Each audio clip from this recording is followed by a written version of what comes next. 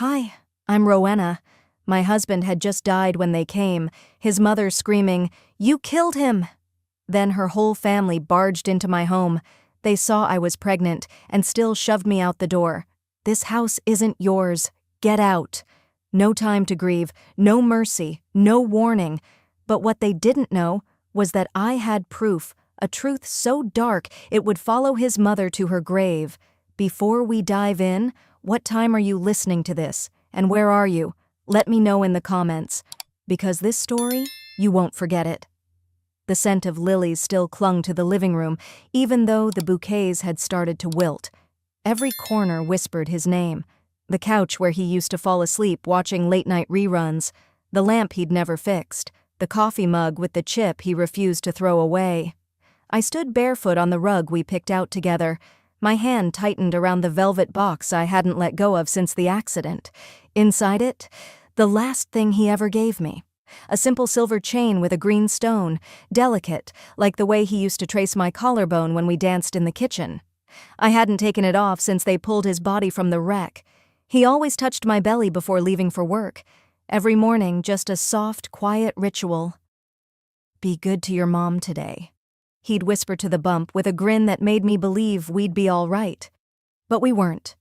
It had been 3 days since the funeral, since everyone had flown back to their lives, since the casseroles stopped coming and silence took over.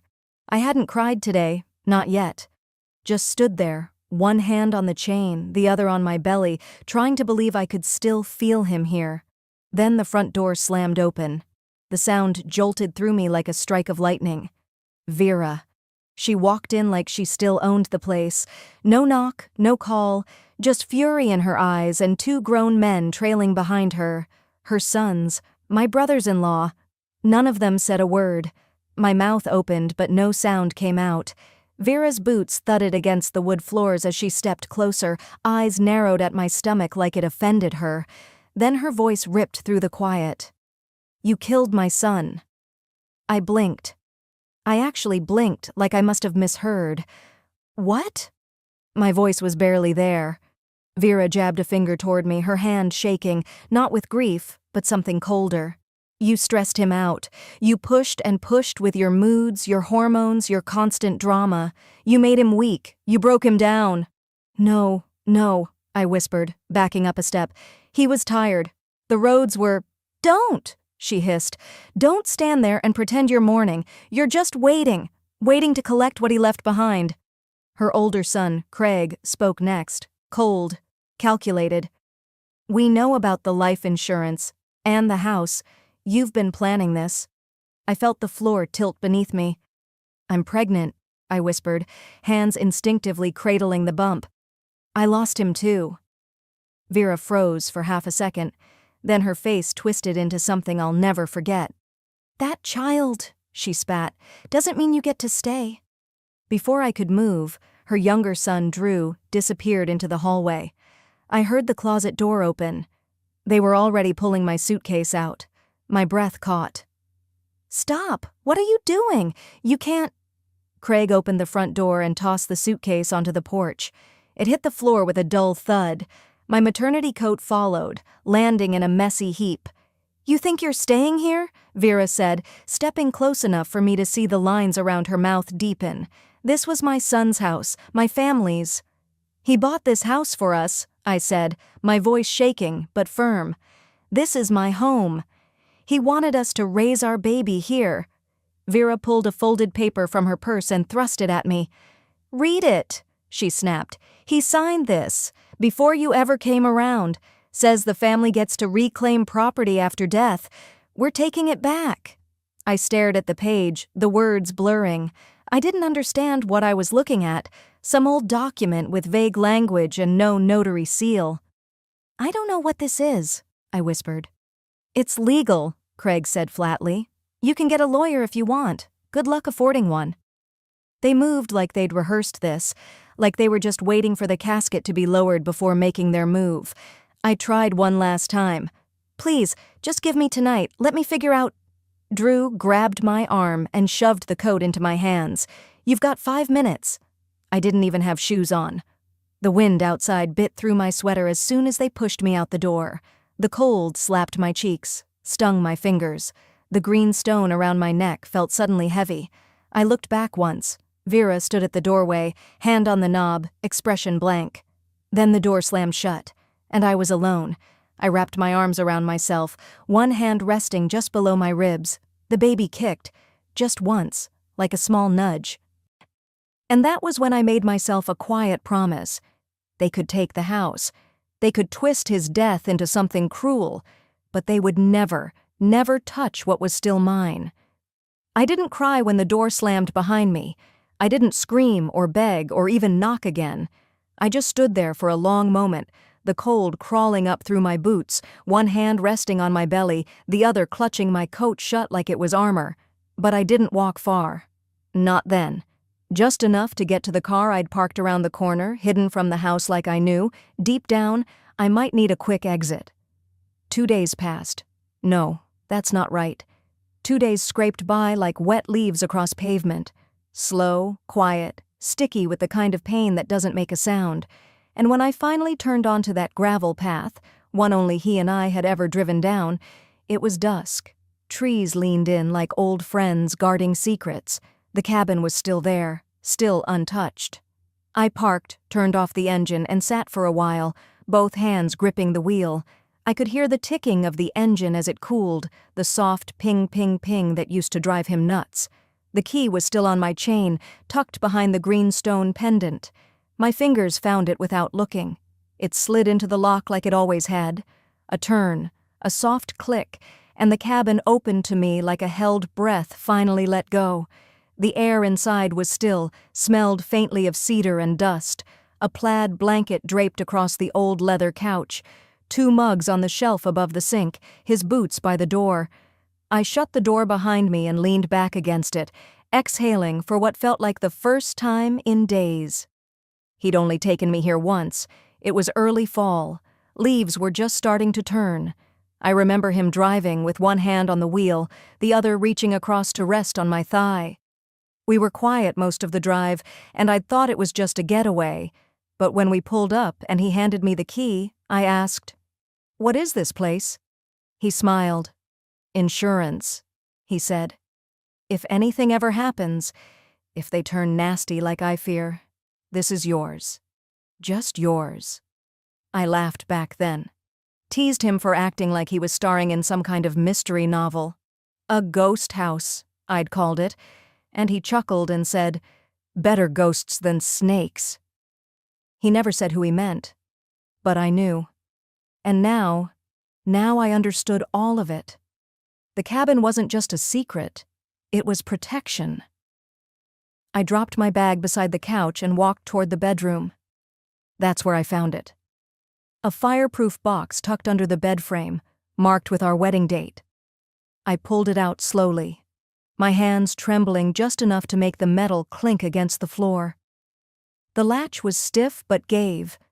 Inside, deed papers, insurance folders, even an old Polaroid of us, smiling, wind-blown, standing right on the porch of this very cabin, tucked between all of it. An envelope, my name written in his handwriting. I stared at it for a long moment before opening it. Inside was a letter, just 1 page. "Ro, if you're reading this, it means I didn't make it home. And if they've already shown their teeth, good. Now you know. You remember how Vera made that comment at Thanksgiving about how everything should stay in the family, but only if the wife isn't too mouthy? Yeah, that wasn't the first time, and it wasn't the last, so I moved everything, the house, this cabin, all of it. I put it in a trust, your name only. I didn't tell them. I didn't even tell you. Not because I didn't trust you, but because I needed them not to know, needed you to be safe. And if it comes to this, now you are. Take care of our baby. Don't let them get a single thing more. Jay. I sat on the edge of the bed and cried. Not the kind of loud movie sobs. Just quiet. Raw. My tears soaked into the paper as I folded it back along its creases and placed it on the nightstand. I lit the fire next.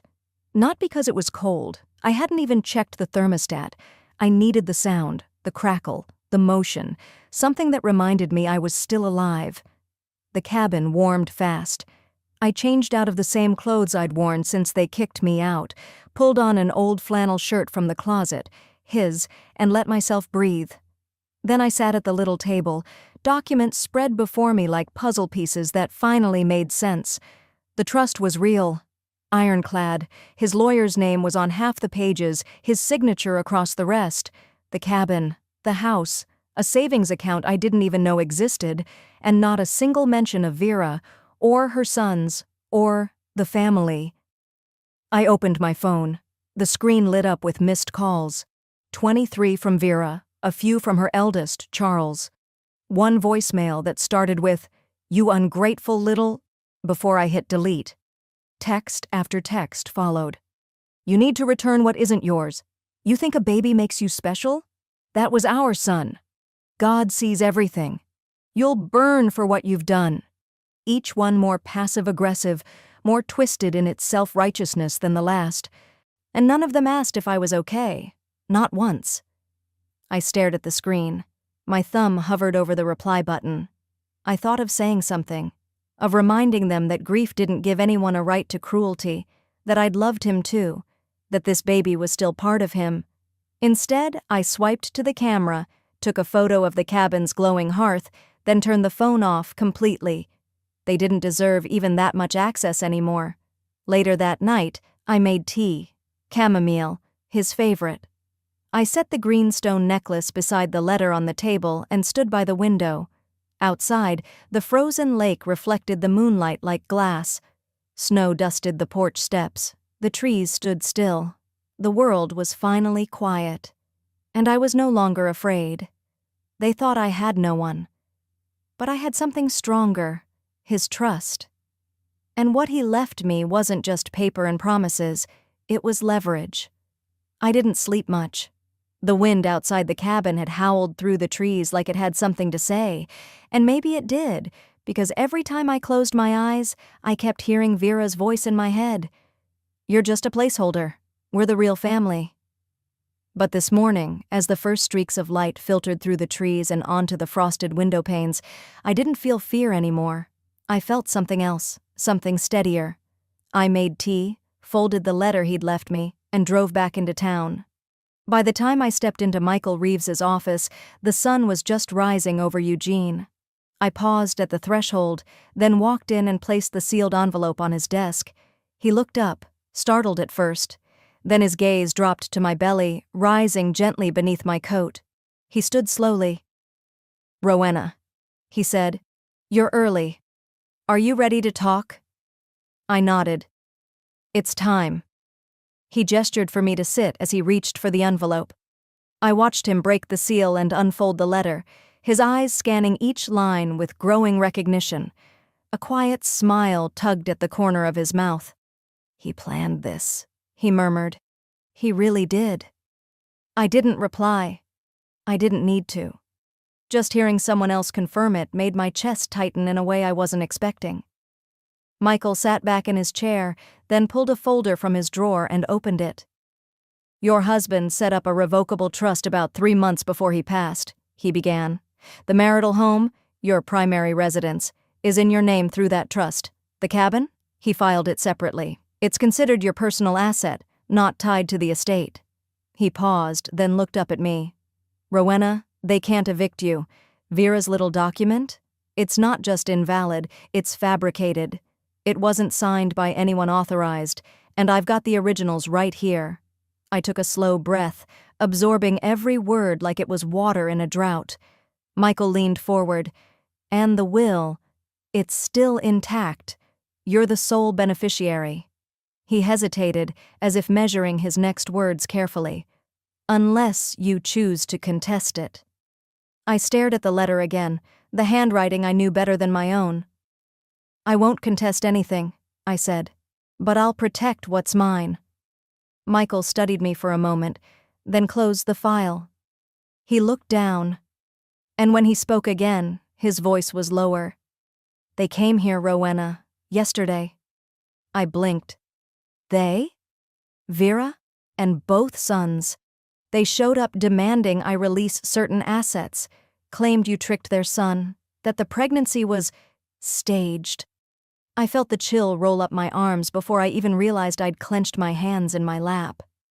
One of them, Derek, I believe, said he suspected you forged medical records. I let out a humorless laugh. They're really scraping the barrel now. They also insisted they had rights to the cabin and the marital home. I shut it down immediately, but I'd be lying if I said I didn't feel the shift. They're agitated, desperate. I sat back and stared out the window behind him, the city still just waking up. Then we plan accordingly, I said quietly. Michael nodded slowly. We can file a temporary restraining order today, keep them from coming near either property. I'd like that. We can also add a request for a protective court order tied to the trust assets until the will is formally executed. Good, I said. Let's do both. He was silent for a moment, then added, I'll accompany you to the reading, just in case. I gave him a faint smile. They won't go down quietly. They never do, he replied. I stood, adjusted my coat. I'll need certified copies of the trust and a written statement about the fabricated eviction. Already printing, he said. As I turned to leave, something caught my eye. The hallway just beyond his door. There, framed and dustless, hung a large family photo. My husband, center left, was smiling in that half-smirk he always had when forced to pose.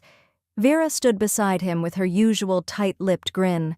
The boys looked stiff, uncomfortable, like they hadn't yet figured out what mask to wear. I walked over slowly, phone in hand, and snapped a photo. Yee. For later, I said. Michael looked puzzled, but didn't ask.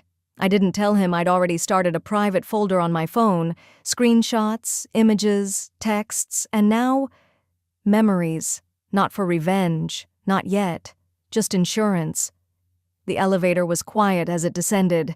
My reflection in the brushed steel doors stared back at me, calm, tired but unshaken.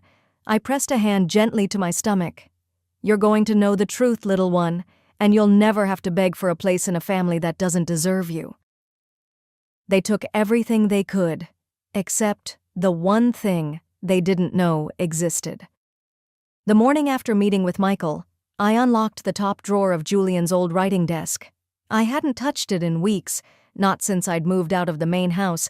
I didn't expect anything, just a habit. Maybe a little hope.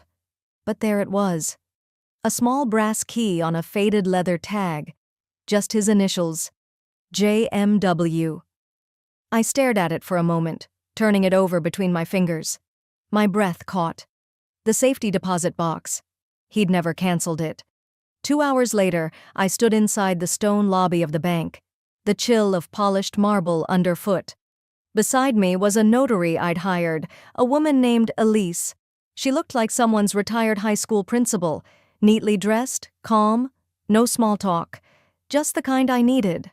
The vault clerk led us down the corridor to a quiet room. He slid the key into box 314, twisted it, and pulled the drawer out with both hands. He set it gently on the table. Then he left us alone. I took a slow breath before opening the lid. Inside were only 3 things: a leather-bound journal, a white flash drive, and an envelope marked in black ink. Only open if they come for her. I didn't hesitate.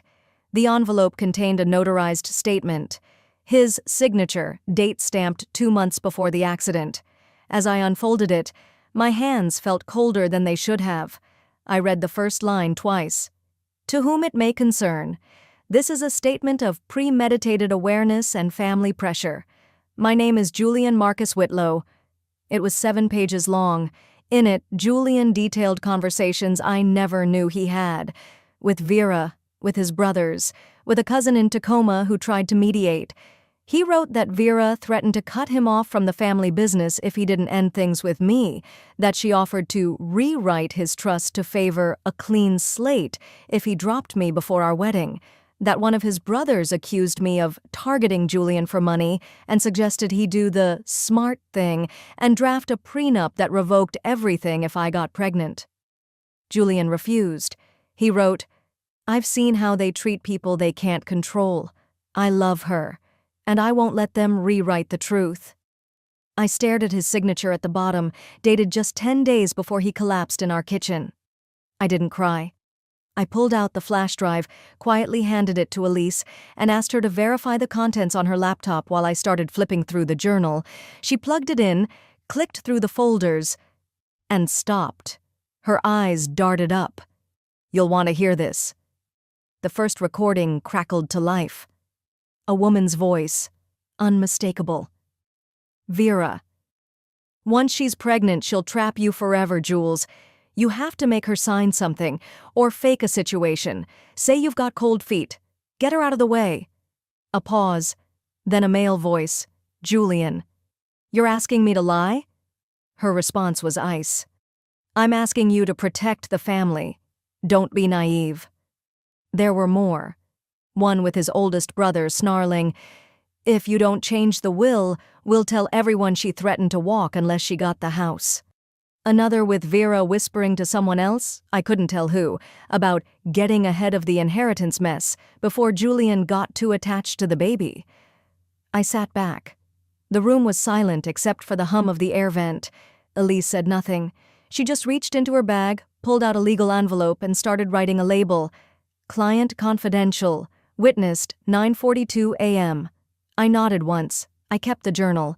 I asked Elise to make 2 certified flash drive copies, each with transcripts. I'd send one to Michael, the other to a reporter I once worked with in Portland. I didn't plan to release it, but it would be ready, just in case. By noon, I was back at a corner print shop on Lincoln Avenue. The kid behind the counter barely looked old enough to drive, but he was efficient. I watched him scan, seal, and label everything, never asking a single question. Good.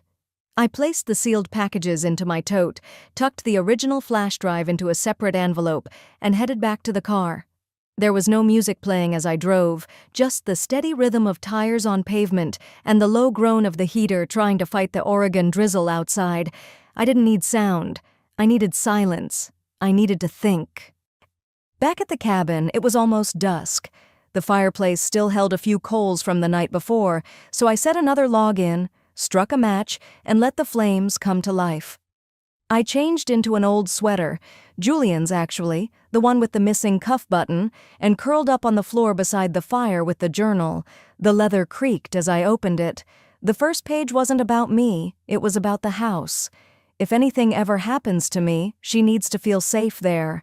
It was never theirs, it was ours, and they will try to say otherwise, but they lie with a smile, always have. The next few pages were more personal. His handwriting tightened as he wrote about his fears, how he'd felt dizzy for weeks before he told me, how he'd delayed getting checked out because work needed him, how Vera accused him of faking symptoms to gain sympathy when he finally went in. And then, in a paragraph that broke something open inside me, he wrote, "If the worst comes, and I'm gone, I need her to be more than strong. I need her to be louder than their lies. I hope our child never begs to belong the way I did." I whispered, "I will be, Julian." And I meant it, not out of anger anymore, not even grief, out of duty. I took the flash drive, slipped it into a fireproof envelope, and sealed it shut. Then I knelt down by the loose floorboard under the dining table, lifted it carefully, and placed the envelope beneath the wood. With a marker, I wrote one word on the front: truth. Let them come to the will reading. Let them lie. I'd already prepared their downfall. I showed up 10 minutes early, not because I needed extra time, but because I wanted to be there, fully present when the masks slipped off their faces. The room was colder than it needed to be, all steel and sharp corners. The estate office was on the 6th floor of an older building downtown, with windows that didn't open and clocks that ticked too loudly. The receptionist barely looked up when I signed in. At 10:05, Vera entered. The heels clicked first, then the perfume, cloying and aggressive, like a dare. She didn't look at me, not even once. Her eyes dropped to my belly, and her lips curled into that same smug smile I'd grown to know too well, like she was thinking, "How long can you keep the act up?" She swept in, followed by her husband and 2 of her other adult children. They sat together, clustered in self-importance. I stayed in the opposite corner, composed, with Michael Reeves, our estate lawyer, beside me. The will was in his hand, a thick folder already notarized and tabbed. When everyone had settled, Michael cleared his throat and began. As executor of the estate of Mr. Calvin Ward, I am bound to read the most recent legally filed and signed will, updated and witnessed 7 months ago. All beneficiaries are present. Vera leaned forward, already poised like a snake before a strike. To my wife, Rowena Ward, I leave all personal assets, including the primary residence, financial accounts, vehicle titles, and any undistributed stock shares. Vera's jaw slackened. To our unborn child, I place in trust the inheritance fund created under the Ward Family Provision Clause, amounting to— "That's a lie!" Vera snapped, slamming her hand on the table. "He would never leave everything to her. That's forged!" Michael blinked, but didn't flinch. This document was updated under full legal counsel, notarized, and submitted through the court's estate archive. Mr. Ward specifically requested confidentiality from all family members, which under Oregon law he was entitled to. Vera's voice cracked. She manipulated him. She planned this pregnancy, trapped him while he was grieving. She knew he'd be vulnerable. I stayed quiet. That part didn't deserve a response, but then she stood up and pointed straight at me. She pushed him too far. You all know it. He wasn't himself. And now she's pretending to carry his child? Prove it. Make her prove she's even pregnant. Michael slowly turned toward me. I gave him the smallest nod. Without a word, I reached into my bag and placed the flash drive gently on the table. He picked it up, slid open his laptop. Clicked. Vera scoffed. "What is this now? A show?" The room fell still. Then her voice came through the speakers, clear as day. "Once she's pregnant, she'll trap you forever. Get her to sign something, or fake something, anything." Her face paled, but Michael let the next clip roll. "If you don't change the will, we'll say she forced you. You think anyone will believe she didn't?" Silence. Even her husband looked away. I didn't say anything. I didn't need to. Vera sat back down slowly, her hand trembling ever so slightly. Her sons exchanged glances. Jacob, her middle son, looked like he might be sick. I stood, pulled a thin manila folder from my coat, placed it calmly on the table and opened it. "This," I said evenly, "is a certified transcript of the recordings, along with the updated legal trust, the medical confirmation of pregnancy, and a restraining notice, one for each of you." I passed them out, one by one. No dramatics, no voice raised. "If any of you steps foot on my property again, if you try to contact me, if you even so much as send a text, I won't reply. I'll let the court do that for me."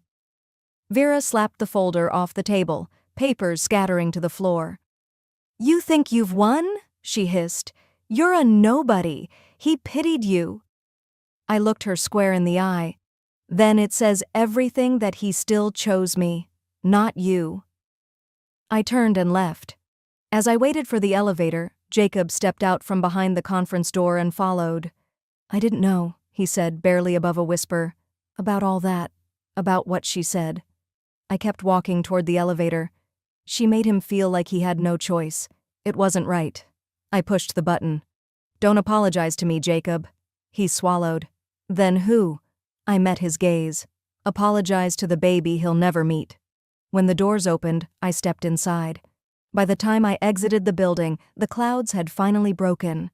A soft breeze moved through the trees, not sharp like it had been the past few days. For the first time in a week, I didn't pull my coat tighter around me. I looked up, closed my eyes, and whispered, "I did it. For us." And just like that, I could breathe again. It didn't take her long. Barely 3 days after the will reading, I woke up to my phone buzzing nonstop. At first I thought it might be more paperwork from the lawyer. But no, this was different. The screen lit up with messages, mostly from acquaintances and distant relatives I hadn't spoken to in years. And at the center of it all, a screenshot. My face, cropped from a wedding photo. My full name, bolded. And across the top, "Gold Digger Strikes Again." It had been posted by a local Facebook group known for its gossip, thinly veiled behind the label of community updates. Vera wasn't tagged, but the people sharing it, all names I'd seen at her dinner table, women who used to call me sweetie after Sunday service. A few even added their own comments. She didn't even cry at the funeral. Pregnant? Or just a new scheme? By noon, the post had been shared over 200 times. My inbox flooded. Half of them were questions. The other half? Judgments, masked as concern. And that was just the beginning. By the next morning, things had spread beyond social media. An anonymous email was sent to my old employer, CCing HR and several department heads, asking whether they had known about my financial manipulation while my husband was dying. The wording was designed to plant doubt without proof. The grocery store down the road, where the cashier used to greet me with a warm smile, suddenly felt colder than the freezer aisle. Conversations halted when I stepped near. One woman turned her cart around the moment she saw me approaching. The part that stung most? A card I'd received from a church friend during the funeral, one with a handwritten message, "Stay strong, honey," was now from the same woman who unfriended me and reposted the rumor thread, adding, "The truth always comes out." I sat at the kitchen table in silence, hands wrapped around a cup of peppermint tea that had long gone cold. I wasn't crying. I wasn't even angry, yet. I was watching, observing, absorbing, and I recognized the signs. I knew Vera's style. This wasn't about petty revenge, this was strategy. Make me look unstable, immoral, and undeserving. Public pressure could shift legal perception. Social rejection could isolate me. And if I broke down, that would be her final piece of evidence. That's when I got the text. It was from a friend of my late husband's, someone who had kept a respectful distance but clearly still paid attention. One simple line.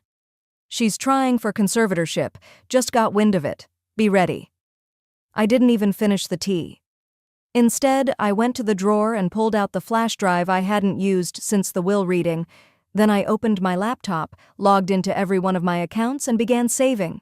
Screenshots, URLs, timestamps, every cruel word they thought they could hide behind anonymous. Then I called Michael Reeves. He didn't ask questions, just said, "Come by at 3, bring everything." That afternoon, under the dim overhead light of his office, I laid it all out. Digital copies of every post, messages from mutual friends, even one recording from a phone call where Vera had told someone she was gathering evidence to prove I wasn't mentally stable. Michael leaned back, tapping his pen. "She's not just coming for your name. She's coming for the baby's future." I nodded. "That trust fund. She wants to control it." He called in someone new, a woman in her early 40s with calm eyes and a no-nonsense tone, a digital forensics expert. She got to work immediately, tracking IPs, verifying the source of the posts, pulling archived edits. She found that many came from the same few devices, some of which were registered to Vera's home Wi-Fi. Michael prepped a cease and desist letter for distribution. Quiet, legal, no dramatic confrontation, not yet. I returned home later that night, exhausted, but centered. On the doorstep was a flyer, folded in half, no envelope. It was a printout of one of the social media posts, highlighted in yellow, with a note scribbled in the margin. "How can we let someone like this raise a child?" I stood there for a long minute before walking inside. I didn't tear it up. I didn't throw it away. I filed it with the rest. The following day, another twist hit. This time, the call came from a local journalist, someone I'd once spoken to for a community profile years back. She was polite, but direct. "I've received a tip. Anonymous, but claiming you manipulated your husband before his death, emotionally and financially. They used the phrase elder abuse. Do you have a comment?" I almost laughed. Elder abuse? Nathan had been barely 49, but I knew the game. Age didn't matter, just the optics, just the headline. I thanked her, asked for a bit of time, then hung up and sat very still. They didn't just want to strip me of inheritance, they wanted me erased. From memory, from reputation, from my child's story. That night, I didn't sleep. Instead, I wrote. By morning, I had a file. A clear, verified statement of facts, Medical reports, psychological evaluations confirming my competency, notarized trust paperwork, and legal correspondence about the threats. And then I made one more call. The same journalist who had reached out. I told her I'd speak, but only under one condition. "You can't cherry-pick quotes," I said. "If you run this, you run it all." She agreed. We met at a small coffee shop off 5th Street. No makeup, no cameras, just words. I told her everything, how Nathan and I planned for the child, how Vera had tried to manipulate him, how the will had been updated, notarized. I played part of the audio. I showed her the original trust. When I finished, she sat quietly for a moment. Then she said, "It's not the story they expected, but it's the truth." I nodded. "I'm done being quiet. Let them hear me now." That evening, I sat by the window. The sky was clouded but not gray, the kind of soft, overcast light that made things look clean and honest. I pulled out the printed ultrasound photo from the drawer, took a picture of it, and posted it to my page. No caption, just 3 words underneath the image: "You won't silence us." The story ran Sunday morning. By noon, my phone was ringing non-stop. Some were threats, anonymous voices telling me I should be ashamed of myself. Some were awkward apologies from neighbors who had once believed Vera's lies. A few were curious strangers, and one woman sobbed as she thanked me for standing up when so many women stay silent. But then came one call I didn't expect. "Rowena?" The voice was soft, raspy, a little unsure. "Yes. Who's this?" "It's Judith Price," she said. I was Vera's maid of honor. I'm also the godmother to your late husband." I stopped walking. I'd been pacing the hallway with the phone clutched in my hand, the hallway light flickering above me like it had for months. I leaned against the wall. "Judith?" "I've watched long enough," she said, "and I can't stay quiet anymore. Not after what I saw." I didn't say anything. I waited. Judith sighed. "I was at the house the night before the funeral. I brought over soup for Vera. I didn't stay long, but when I went to the guest room to drop my purse, I saw papers. Open on the desk. Legal papers. Will drafts." I pressed the phone tighter to my ear. "She knew about the updates, Rowena. Your husband changed the will. She knew, and she was furious." I swallowed hard. She tried to forge a copy. I recognized the handwriting. Vera's. She'd traced a signature. Sloppily. And that's not all. I saw printed bank statements. She'd already started making withdrawals. From the trust account. My stomach turned. She said it was a family emergency.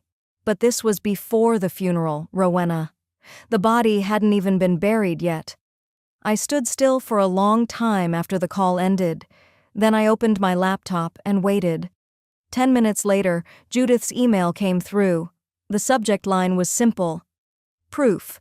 She'd scanned the documents, 2 forged drafts of the will with inconsistent signatures, and 3 bank withdrawals, $38,000, labeled property repair, emergency care, and one chillingly vague, transfer to family. All 3 had dates less than 48 hours after his death. The account numbers matched the trust fund. I stared at the screen for a long time, my hand resting over my stomach, my child's future, manipulated before I'd even chosen a name. Around 2 in the afternoon, my lawyer Michael Reeves called. He sounded like he hadn't slept. "Rowena, we've got leverage now. That draft, those bank transfers, they scream intent, and with Judith willing to stand behind them." "She said she'll testify?" "She said more than that. She said your husband once told her, 'If anything ever happens to me, make sure Rowena's protected.'" My throat tightened. "She told me, 'I failed once, I won't fail again.'" I didn't know what to say. I just nodded, even though he couldn't see me. Later that day, the local news station published a follow-up story. They'd reviewed the documents, redacted the sensitive parts, and included excerpts from the real will and the court's acknowledgement of the updated version. A blurred image of the forged draft sat side by side with a typed quote from Judith. She didn't use Vera's name directly, but she didn't need to. The comments rolled in by the hundreds. "She's grieving, pregnant, and she's still showing more dignity than her in-laws. She's not fighting for money. She's fighting for truth. That matters. She's been through hell and still walks tall. I watched the tide turn. I didn't comment. I didn't post. But that evening, just before sunset, I drove out to the cemetery. I walked slowly to the grave, my boots crunching over dry grass, the wind brushing against my coat. I sat down beside the headstone, folded my knees up to my chest, and rested a letter against the granite. I didn't scream, I whispered. I didn't hide. They tried to erase me, but I found my voice. The clouds above shifted, and in the silence, something inside me did too. It wasn't forgiveness, not yet. Maybe not ever, but it was peace. A few hours later, I was back home, tea in hand, curled up on the couch, when my phone buzzed again. Michael's name lit up. "Rowena," he said, his voice steady. "I wanted to let you know. Vera is being investigated now. Financial misconduct, premeditated forgery, and possibly identity abuse. But she's pushing back. Hard." I nodded. "Of course she is." "But we're ready," he said. "You're not alone." I looked down at the photo frame resting on my coffee table. Our wedding day. His smile. My awkward, nervous laugh. They wanted to silence me legally, but I still had the most dangerous weapon, his last message. They wanted to silence me legally, but I still had the most dangerous weapon, his last message. I didn't find it in some locked drawer or bank vault. It was tucked behind the old mirror in our bedroom, hidden behind a layer of dust and a faded photograph of us at Cannon Beach. I'd been avoiding that dresser since he passed, couldn't even bear to open it. But something tugged at me that night. Maybe instinct, or maybe it was him. The envelope was sealed. My name was written in his handwriting, steady, confident, the way he always signed birthday cards. Just Rowena, no date. No preamble. I sat down on the edge of the bed, holding it for a long moment before tearing it open. His letter wasn't long, but it wrecked me in the softest, sharpest way. If you're reading this, it means I didn't make it. And I hate that. But I need you to hear me loud and clear. Everything I have is yours. You made this home with me. You carried my child. They will try to take it. Don't let them. I've left the logins in the safe, under the blue ledger. Judith has the backups. Trust her. She was always the only one who saw through my mother's masks. I love you. Always have. Always will. P.S. Don't let Vera rewrite our story. The tears didn't come all at once. They came in waves, gentle at first, then crashing. Not from grief, not anymore, but from something heavier and deeper. Being seen, being trusted, being protected, even after he was gone. Tucked inside the same envelope, folded behind the letter, was a smaller document. He'd scribbled "back up to the backup" on the flap. I pulled it out carefully. It was a certified video codicil, notarized, dated exactly 3 days before he collapsed. He was sitting in his office, wearing the same gray Henley he always threw on when he was done pretending for the world. His voice was calm. "This is a supplemental statement to my will. I, Elijah Barrett, declare that my wife Rowena holds full authority and rights over all assets, real and financial. No other party shall contest this. Any disputes are to be considered fraudulent. This reflects my final intent. Vera and Martin Barrett, if you're watching this, you know what you tried. I've made my peace, but Rowena deserves the truth, and the full life we planned." I sat in stunned silence for what felt like hours, staring at the paused frame of him exhaling, like he knew it would be the last time he'd get to say anything without interruption. By late morning, I was at my lawyer's office. I didn't bother with coffee or makeup. I handed the flash drive and letter to Lauren, my attorney, without a word. She read everything, twice, then looked up at me with a grim nod. "This changes everything," she said. "We're sending a cease and desist, and a full motion for intent to pursue charges, fraud, defamation, and maybe conspiracy, depending on what the investigator finds." An hour later, her assistant came in with a printed report. Digital forensics had linked 3 of the anonymous smear accounts back to a single IP address, registered to a service package under Vera's business name. Lauren didn't flinch. She picked up her phone, dialed the county clerk's office, and said the words I didn't even dare to dream I'd hear. "We're filing for an emergency injunction to freeze all accounts tied to the subject until the investigation concludes." By evening, it was done. Vera's personal savings, her boutique interior design company's operating funds, and even the lease on her Mercedes were all under a temporary freeze order. At 7:52 p.m., I got a text from Judith. She just tried to cash a check and screamed at the teller when they refused. Security escorted her out. I wish I could say I didn't smile, but I did. I didn't respond right away. I went outside instead, let the dusk settle around me, and sat on the front porch with my hands resting on my stomach. My son kicked, gentle but firm. I whispered, "You're going to know who your father really was, and who I was. You won't grow up thinking silence is love or control is family." In that quiet, I didn't feel victorious. I felt clean, like someone had peeled back the rot and there was finally room to breathe again. Later that night, I made some tea and opened my laptop, thinking I'd answer a few messages from the flood of support I'd gotten since the local news piece aired. But there, sitting bold and alone in my inbox, was a new message. No sender name, no introduction, just one subject line. "You don't know the whole story." The email contained 3 attachments, 2 PDFs and 1 audio file. I stared at the screen, heart racing, and clicked on the last one. The moment I opened it, I stopped breathing. It wasn't his voice. It was hers. At first, there was background noise, the faint hum of a kitchen appliance, the clinking of glass. Then came the yelling. "You don't need her!" Vera's voice pierced through my speakers, sharp and venomous. "She's not one of us. She never was. Either you cut her off, or I swear she won't see a dime. You hear me, Jaden?" There was a pause, then the sound of something crashing. A chair? A plate? I couldn't tell. What I did hear next was unmistakable. His voice, shaky, strained. "Mom, please, stop." Then silence. The audio ended. That was it. I didn't move. I sat at the kitchen counter, eyes fixed on the screen, hands curled around my mug as if it could anchor me to this moment. My tea had gone cold. I hadn't even noticed. It wasn't just an argument. It wasn't just about money. It was about me. The last fight they ever had, before his heart gave out, was because he defended me. And that knowledge hit harder than anything else. He had tried to shield me, even then, even in the middle of her rage, and it cost him everything. I played it again, not because I needed proof, but because I needed to hear him say my name one more time. He never got the chance to tell me what happened, but now I knew.